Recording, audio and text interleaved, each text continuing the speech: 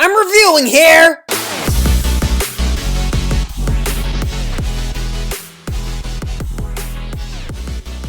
Oh my god, you guys.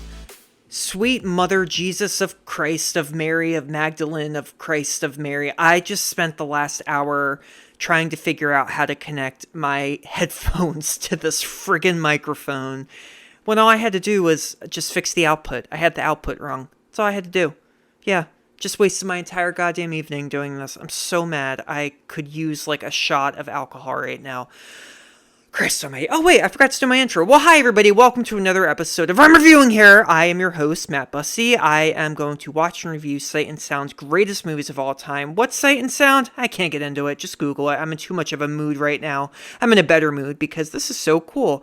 I said this a while ago, but like having headphones on while podcasting makes you feel good. A lot of weird things make me feel good. Not necessarily tonight though. I wasted the last hour figuring this out, and I also wasted my evening catching up on The Bachelor, and I'm now also watching Perfect Match on Netflix. So yeah, that is my life. I'm not gonna let it, degrade my soul or whatever. I can't figure out what I'm trying to say. Guys, it's also really late. I'm recording late. I don't usually do this. Well, I wasn't supposed to be late. I was supposed to record this at like 8 o'clock. But yeah, crap happens. But yeah, anyway, look, I have something to say about The Bachelor and all of those dating shows. They are so trashy, but you know what? I would go on a show like that under two conditions. It's not filmed and you don't have to get married at the end. I mean, I know that wouldn't really make it The Bachelor or Perfect Match, but come on, that would be fun. You get to go to like a nice resort. You get to drink all the time for free. You also, this is what I like. You don't have to, you get your phone taken away from you, which I think is actually really like a good thing. Yeah. The only annoying thing would be to have to deal with all of the other insecure, obnoxious people in that room. The Bachelor, I have to eventually like look away when they do those montages of everybody crying. Okay, guys, I don't mean to be harsh, but shut up. Get a shrink. Just get a shrink. Okay? I'm insecure about dating too. I want to find love, but I'm not like that desperate to go on a dating show, okay? And when you cry like that because you meet somebody and after one day you're like, I love him, I love her, I love them, I just want to get married. You've barely known them. You've barely known them. Please stop. Oh, me mighty. But I would go on a show like that. But again, you don't have to get married at the end and it's not filmed. It'd be fun. I'm not jacked at all. Like, I would not fit in with any of the other manly looking guys there. But it'd be fun. I'm way too swanky? No. What's the word? Not swanky. Scrawny. That's what I meant to say. Also, guys, like, this mic, I hope this is working, because if you, like, do you hear that? Yeah, that's my chair. So hopefully you didn't hear that, because then that would be really embarrassing. This is so boring. Let's get into it. I'm also really, like, I'm in the mood right now, because I'm back in my city, Philadelphia, City of Brotherly Love. Wasn't that that was a show, City of Brotherly Love. Yeah, I don't like to say that word, brotherly. Brotherly. Say Dame Judi Dench 10 times really fast. Dame Judi Dench. That's from the James Corden show. City Brotherly Love was a show with the Lawrence brothers, but I don't remember them from that show, you guys. I remember them from the Disney Channel. Horse Sense, Jumping Ship, Matthew Lawrence on Boy Meets World, Matthew Lawrence and Mrs. Doubtfire, Andrew Lawrence and The Other Me. If you're old and you don't know what I'm talking about, shame on you.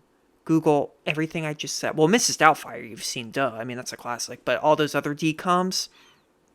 What's a DCom? Okay, I'll stop being mean. Disney Channel original movie. Just go watch those movies. They're classics. Anyway, today's movie that I'm going to talk about has absolutely nothing to do with Disney. It has absolutely nothing to do with joy or happy people or anything good in life. So it kind of fits my mood right now, which is, I think, the universe everything happens for a reason. I guess it's good that I'm reviewing this because this is a very sad movie. This is the movie is a movie by a very famous director named Robert Bresson. Il est français. Il a été No, il était français. He passed away.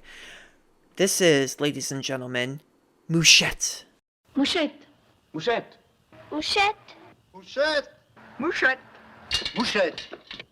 Espérez plus d'espérance. 3 jours l'heure dit Colomb, en montrant le ciel immense, le fond de l'horizon. 3 jours et je vous donne un monde, à vous qui n'avez plus d'espoir, sur l'immensité profonde. Ses yeux s'ouvraient pour le voir. Vous pouvez vous fier à moi, je les déteste. Je leur tiens les têtes à tous. Mouchette. Mouchette. Mouchette. Mouchette. Mouchette. Mouchette, it's me, Colin. Oh God, why did I do that? Wow, that trailer alone kind of just gives me the creeps. Yeah, guys, that's what Mouchette is. It's a very eerie movie. It is a very upsetting movie. Now, you may be wondering, well, Mr. Bussy, if it's so upsetting, why would I want to watch it? Guys, I understand. I get it. I was already in a bad mood when I watched this, and I admit, like, the movie kind of did not really help my mood at all. But here's the thing, though. You know, out of all the movies I've reviewed so far, this is the first one that really requires a deep analysis. You know, I think in the description of this podcast, I say very condescendingly, Matt's going to learn about the ideological meaning behind a film. What does ideology of film mean? Well, basically it means, what is a movie really about? Like, what's the hidden meaning behind a movie? You know, what's underneath those layers of scenes and those characters? What is it really about? They jam this into our heads. If you go to film school, they probably still do. If you go to Temple University, at least, they probably still do. It's fascinating, though. I mean, this is why I love movies. This is why I started the podcast. Ideological analysis. I mean, I remember writing about The Ring, one of my favorite movies, as you may know by now. And I wrote about how I thought the secret meaning of the movie was that the media controls our perception of events through all the shocking images that they show on TV. It makes total sense, huh? I think I got a B on it. My teacher hadn't seen the movie, so she was like, okay, well, I believe you. So I was like, oh, great. That's a good way to get an A if your teacher hasn't seen the movie. But that's kind of like an example. You know, I remember someone wrote about Toy Story, about how it's secretly a metaphor for, like, I don't know, like consumerism or something. But there's simpler ones. Twilight, for example, the Twilight franchise. What's it really about? Abstinence. Don't have sex with your hubby until you're married. Don't have sex with a vampire if you're human, because he's going to break you apart down there. Sorry, I know that's graphic, but that's the point of the whole movie. It's the point of all the movies. That's why you have to wait 4 movies to watch Edward and Bella. Boink. Yeah. I'm a big Twilight fan, except for New Moon. New Moon is, like, horrendous. Anyway, sorry. But there are other meanings, you know, ideological meanings. Harry Potter, for example. What's the meaning behind that? Wizards can be evil. Yeah. Yeah. Yeah, no, there's probably a deeper meaning with the Harry Potter movies that I have not dug into. But Mouchette, though, yeah, Mouchette, out of all the films, though, this one, like, I truly was like, wow, what am I watching? What is this about? I need to really not look away from any frame in this movie, and that's what it does. As depressing a movie as it is, you cannot look away from it. It is so hypnotic. Hypnotically filmed, hypnotically made. It's a movie, I think, about how when society degrades you, when society fails you, this is what happens. This is what happens to Mouchette, the lead character in this movie. Mouchette is also French. It means little, like, baby fly. And it also has another meaning, which, I did not, damn it, I had this up, but I accidentally deleted it. Mouchette also means an ogie plane? What's an ogie? Isn't it like an instrument? Is it OG? Okay. Mouchette, the character, I don't think has to relate to an instrument, but to a baby fly, yeah, I could see that. Because what happens with flies? Flies we're constantly swatting at. We're constantly like hitting at them and abusing them essentially. And Mouchette in this movie is an innocent little teenage girl who is just constantly getting like smacked in the face, both physically and figuratively speaking. Smacked in the face by the people around her, smacked in the face by her life. And it's an interesting character because she is a victim, but she's also kind of a brat in the movie. There's a great line in the film where this old woman tells Mouchette, "Tu as le mal dans tes yeux," which means you have the evil behind your eyes. Yeah. It's wow. And I haven't even told you why it's so damn depressing. Okay, so Mouchette, what is this movie about? Well, a little backstory. So Robert Bresson is a very prolific French director. Shockingly, you guys, this was the first movie of his I have ever seen. I'm in my 30s. This was the first movie of Robert Bresson that I have ever seen. And a lot of his other films are on the Sight and Sound list, which I cannot wait to get to. And I did a little bit of, I cheated a little bit and read a little bit about them, and they're also very depressing, so I gotta get ready for that. But, also just going back to the depressing movies thing, argument, look, movies can be sad, movies can be really dramatic. It doesn't mean that you have to enjoy them. No one goes and says, wow, I really enjoyed Precious based on the novel Pushed by Sapphire. No one says that. It's a fantastic movie, but did you enjoy it? No. No, it's not an enjoyable movie, but it's amazingly well made. Gabrielle Sidibe totally deserved that Oscar. She should have won. Yeah. Sorry, there's a 30 Rock episode where they make fun of that movie and they call it Luscious based on the novel Tush by Assfire. It's not funny, I'm sorry. Yeah, but Mouchette, though, okay, very artsy movie. It's based on a book by Georges Bernanot. It stars an mostly unknown cast. I didn't know any of the characters in it. One of the actors his name is Jean-Claude Guibert. He was in another one of Bresson's movies, which is coming up in a few episodes. But Mouchette, what's it about? Okay. It's set in a rural French village in kind of like modern day, like the 60s. It looks like a very poor town. Mouchette, oh, this poor girl, she's literally very poor. Her mother is dying, literally in her bed dying. She has to take care of her baby brother, who doesn't even have a crib. He's lying on like a full-grown bed in this tiny house. Her father is an alcoholic dickhead who is always drinking and is abusive to her, hits her. There's a scene where they're going to church and she like gets her clogs, her shoes, her clogs dirty, and he like pushes her into the church. He slaps her in another scene. So she is living a horrendous life. Mouchette is also played by this phenomenal actress named Nadine Nortier. I don't think she was in a lot of other movies, but her expressions in this film are just like gut-wrenching, heartbreaking, and she's simply astounding in this film. So again, there's not a real plot to this movie. I should also start, right off the bat, this movie sinks its hooks into your skin. Ow. Ooh, that sounded painful.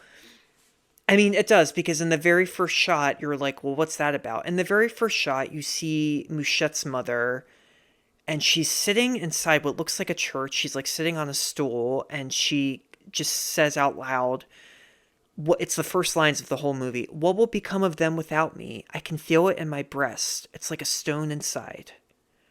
She stands up, she exits the frame, and what happens? Nothing. The camera doesn't move. The camera keeps its spot on that shot. And, the credits come up and you hear, the music, and then it just goes right into the film. Well, what was that about?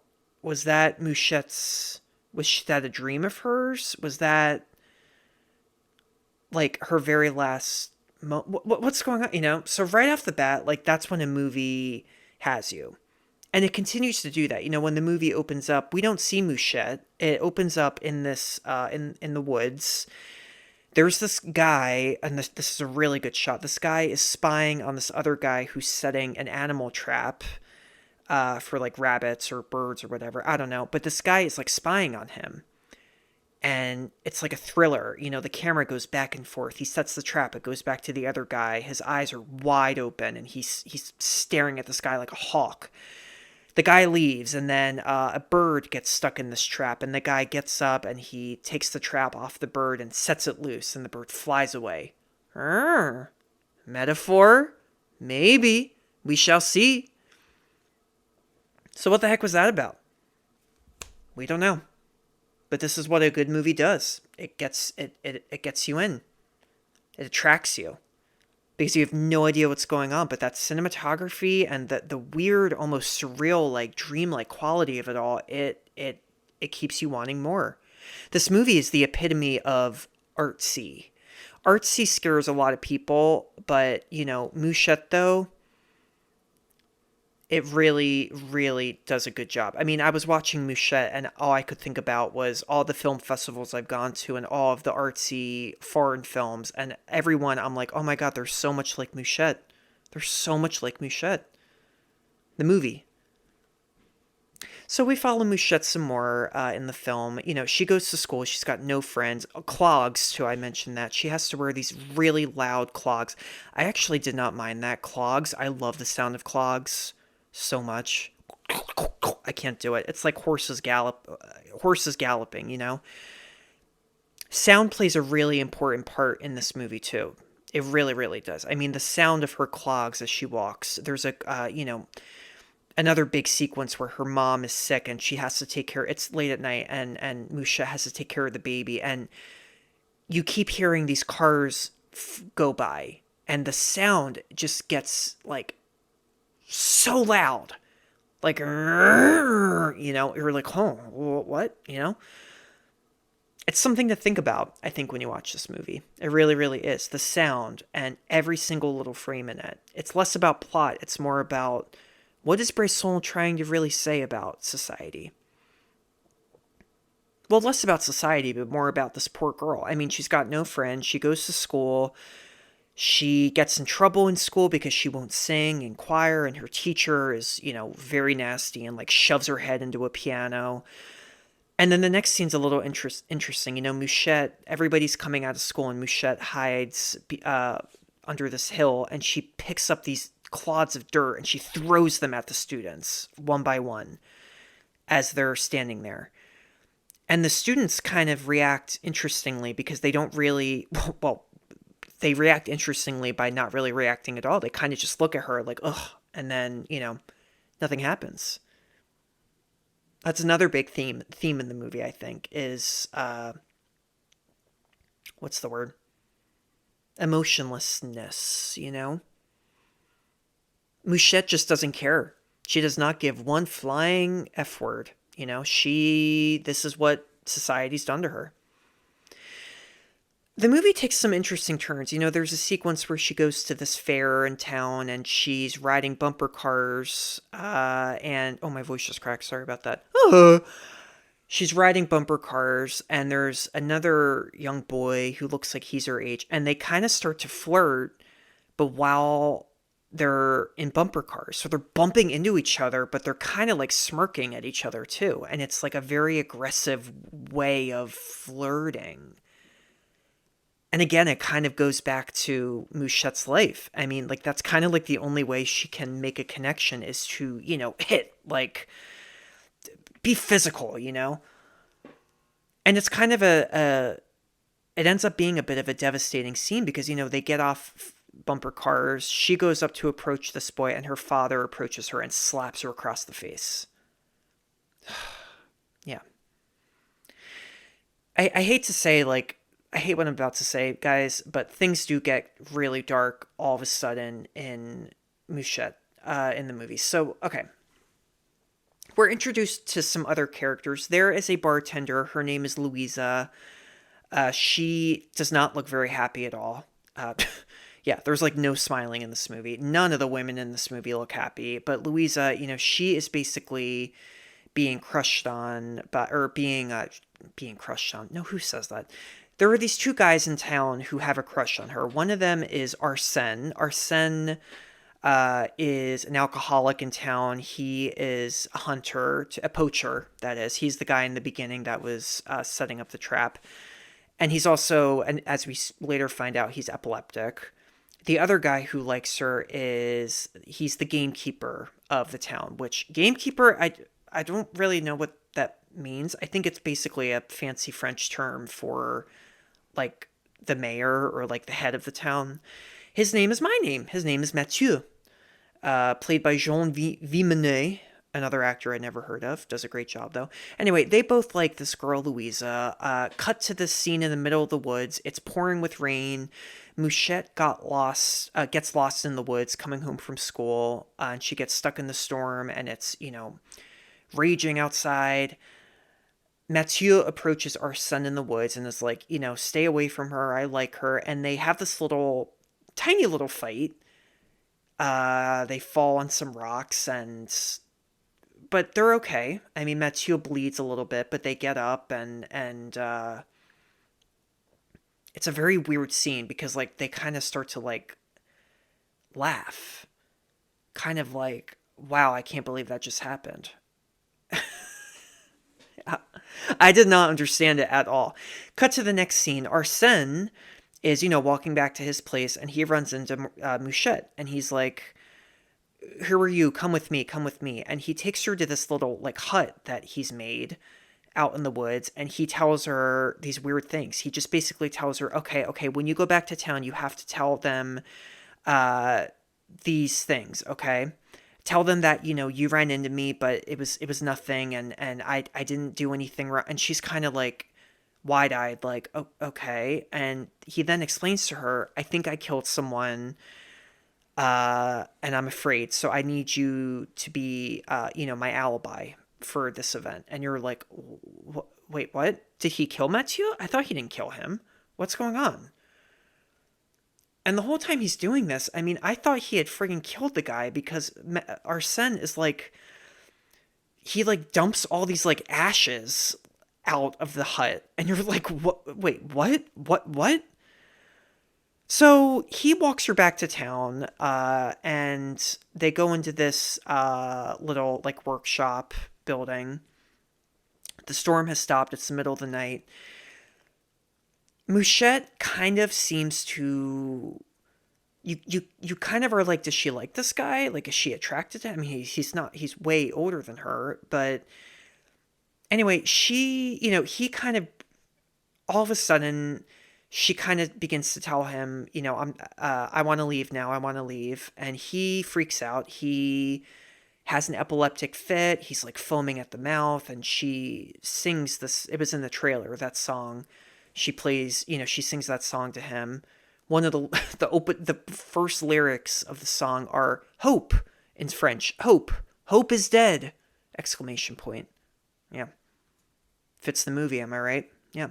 Metaphor! Yeah, sorry, I'll stop saying that. That's not funny at all. This is where it gets really dark, you guys. Mouchette gets up to leave, and Arsène pins her to the ground, and he rapes her. Now, this movie came out in 1967 in France. It's not a graphic scene. It is, of course, because any rape in any movie is graphic. But it's the way it's handled is so strange, though, because you know what happens when Arsène pushes her to the ground. Mouchette doesn't scream. She puts her fists up and she puts her arms up, in a panic. And then you know what she does next? She hugs him. Like, she embraces him. Kind of like she wants it to be a mutual act, in a way. It's messed up. It's really messed up. It's so messed up. She goes back home. Her mother dies that night. Cut to the next morning, and basically, it's church day. You can just tell everyone's going to church, and Mouchette goes to this little shop to get some food, and the shopkeeper basically can smell like sex on her and can kind of like tell that she's been impure or no, not impure. What's the word? Yeah, she can tell that like she's been intimate with someone. And this woman right off just calls her a little slut. And, Mouchette is trying to go back to town, and these other women are looking at her, and they're giving her, the stink eye, like, wow, I can't believe you. So she's being ostracized. She's being, Easy A. What's Easy A based on, that book? The Scarlet Letter. She's being Scarlet Lettered, essentially. So, cut to the next scene, and it turns out that Mathieu is alive. Arsène didn't kill him. No. Arsène was just drunk and crazy and a rapist and awful. So Mathieu's alive, and he and his wife bring Mouchette into their home, and they tell her that, Arsène's been arrested. He told the cops that he told you that he needed an alibi. Do you know about this? And what does Mouchette do? She defends him. She says, no, he didn't do anything wrong. I was with him that night. Yeah. It's frustrating. That's the thing about this movie. Every time you think Mouchette's gonna come to her senses, she doesn't. But, Bresson, he's very clever in that way. He's intentionally doing that. Right after this, the people in town very quickly find out that Mouchette's mother died, and they're planning her funeral. And there's this sweet old woman who takes her in. She's the one who says, you have evil under your eyes. And she says this because she takes her into her home and says, okay, I'm so sorry about your mom. Let me get you a dress for the funeral. What does Mouchette do? She's wearing her clogs, and they're filthy muddy, and she rubs her feet on this nice woman's carpet. And that's when the woman says, what are you doing? You have evil in your eyes. And Mouchette takes the dress and runs out. She, goes near that trap that Arsène had set up, and a rabbit gets stuck in it. And Mouchette kind of goes near it and is curious, but doesn't free it. She goes up to this hill, and she's holding onto this dress, and she goes to put it on, and it gets ripped on this branch. So it's ruined already. She sees a guy, what's he doing? Oh yeah, he's a tractor. She sees a guy in a tractor going by. He doesn't really seem to see her, and she doesn't really cry out to him. And then Mouchette, it's such a weird, surreal sequence. She basically holds onto this dress, and then she rolls down this hill. And she does it a few times, and at the bottom of this hill is a river. And she rolls down a few times, and then the very last time she does it, the dress comes out of her hands, and she falls into the river, and she doesn't come up. And just like the opening scene, this camera does not move. It just stays. It lingers on that water. The puddles or the ripples of it are going by, and then the music plays, and then, my friends, the movie ends. Mouchette commits suicide. If I've depressed you, I do apologize. This also, look, guys, we're going to get a lot more depressing movies than this. So you may be wondering, Matt, I have to go to therapy now. Why would I watch that? Why would I want to watch that? I get it. Mouchette is a mystifying movie. It is a movie so mystifying that it blew me away. I understand it's an upsetting movie, but again, it's a movie with a very clear purpose, and that purpose is, I think Bresson is trying to make a greater statement about society. It's a philosophical movie, you guys. This is what society does to you. It doesn't make you just a victim. It makes you mean. It makes you, nasty. It's a heartbreaking thing, but I think that's what makes the movie so brave. So brave about it.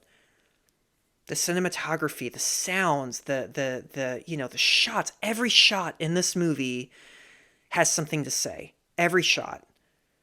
And it's just like little shots, Like I took a note here. There's a scene where Mouchette has to go feed her baby brother, and she gets this cloth, and the baby's crying and crying and crying, and the cars are going by, and you can hear the cars going by, and it's so loud. And Mouchette, this is after she's been raped. She has tears, coming down her face, and she just kind of stands there, and then she just slowly wipes the tears away with the cloth. It's a very artistic moment. Every shot in this movie, again, I'm repeating myself, is like a piece of art. It's fascinating. It really, really is fascinating. I think, the other thing about Mouchette, again, and if I sound redundant, I apologize, but, motifs in this film are a huge thing. Motifs. Alcohol is a huge thing in this movie. It's everywhere. The father's an alcoholic. Louisa works in a bar. When Louisa's mother dies, the last thing she says is, give me liquor, give me liquor. I want to die feeling good at least, It's, and even, like, Arsène is an alcoholic. And even when he's fighting Mathieu, he drops his canteen bottle full of liquor. It's kind of like, what do you think about, what does liquor represent in this film? Is it a good thing? Does it represent salvation in a way? We don't know. There's just a lot in this movie. There's a lot to unpack. A lot. I found a great article from the Criterion Collection. This movie, too, is available. I think it's available to rent on the Criterion channel if you have that. And it is also, it was restored by the Criterion Collection, very deservedly so.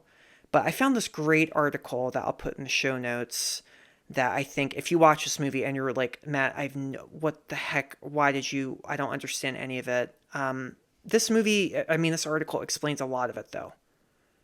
There are so many lines in it, even actual quotes that Bresson said about filmmaking that says a lot about the movie. He says, for example, the ear goes more toward the within, the eye toward the outer.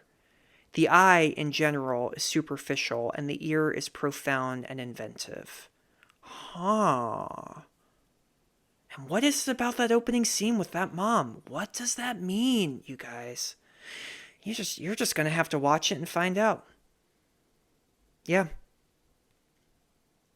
You're going to have to watch it and find out. And this is why I love movies so much, because, this is why I've loved discussions like this about movies. I really, really do. Okay. Do I recommend this movie? 100%. I think this is a fantastic movie. Does it make you want to take a long, hot shower and like cry and be grateful of your current life? Yeah, it does. Is it very artistically done? Does it make you think a lot? Yes, it does. And for that, I recommend it very, very much. I hate to end on such a depressing note. Also, I have to go to bed soon. Oh, God, I got to do my dishes. Crap. Ugh. Oy. But I will say this, though.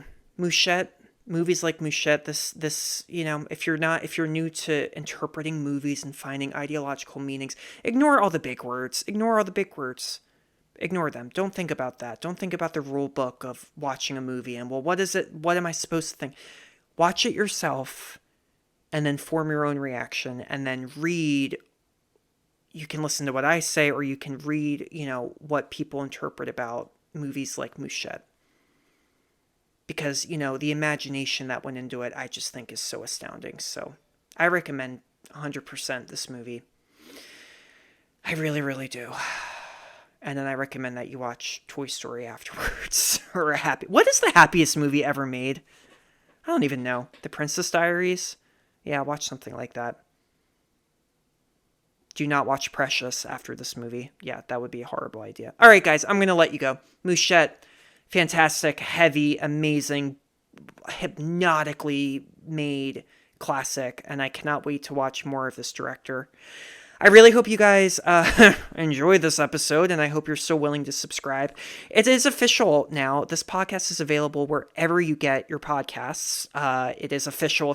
I did the research. I'm not lying. I swear to God. Please rate and subscribe.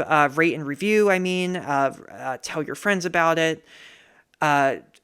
It's been so much fun. I cannot wait for the next movie. I cannot freaking wait. If you go to the Sight and Sound list, you're going to know the movie. Yeah, it is a classic movie, and it's one of my favorite friggin' movies. I don't even have to rewatch it because I've seen it. I got to see it on the big screen last year, and it was so phenomenal. I could cry just thinking about it. Anyway, I'll talk to you guys next time. Keep it real. Adios. Or as the French say, mouchette. No. Oh, I'm so bad at jokes. Have a good day, everybody. Bye-bye.